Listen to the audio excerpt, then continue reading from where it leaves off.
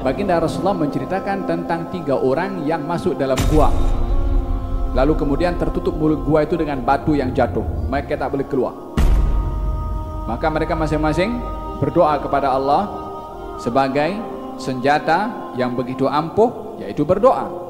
Satu mengatakan, ya Allah, aku adalah orang yang berbakti kepada orang tuaku, sehingga satu hari aku membawa susu untuk kuberikan kepada orang tuaku. Aku dapati orang tuaku dalam keadaan tidur. Anak kecilku meraung-raung dan menangis ingin minta susu daripada aku. Aku tak berikan sebelum aku bagi kepada orang tuaku terlebih dahulu. Bila mana amal bakti aku kepada orang tuaku ini adalah amal yang kau kabulkan, maka keluarkanlah kami daripada masalah dengan masalah yang kami hadapi. Batu itu bergerak sikit, menunjukkan amal perbuatannya adalah makbul. Faham tum? Dia bertawassul dengan amal perbuatannya. Yang satu pula mengatakan, ya Allah, aku mempunyai seorang kaki tangan yang bekerja dengan aku. Yang satu hari ketika tiba waktu untuk aku beri gaji kepadanya, dia tak datang untuk ambil gaji. Maka dia pun pergi dan lama tak jumpa. Aku kembangkan duit gaji itu dengan diniagakan, sehingga duit itu menghasilkan kambing yang banyak. Satu hari orang itu datang menuntut gajinya daripada aku. Aku berikan semua gajinya, termasuk hasil daripada dikembangkan itu duit, dibisniskan itu duit, yakni kambing itu diserahkan. Dia tukang gaji itu pun kaki tangan itu pun mengatakan, macam mana aku boleh ambil ini semua? Kali ini adalah harta kamu semua.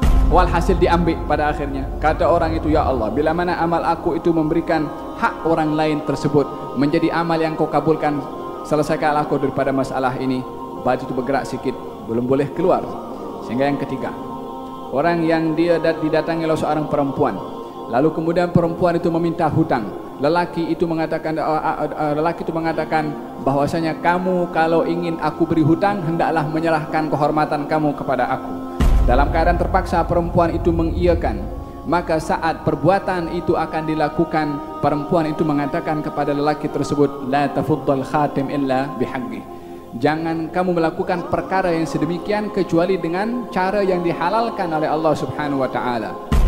Maka diingatkan tentang hukuman Allah Subhanahu wa taala kepada lelaki tersebut. Maka lelaki itu pun berhenti dan lalu tidak melakukannya, lalu dihalalkan duitnya kepada perempuan itu. Kata lelaki itu mengatakan, ya Allah, bila mana amal aku ini, yakni amal apa yang dia buat?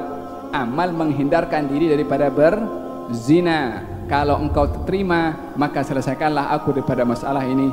Barulah batu itu terbuka dan mereka adalah keluar dengan selamat.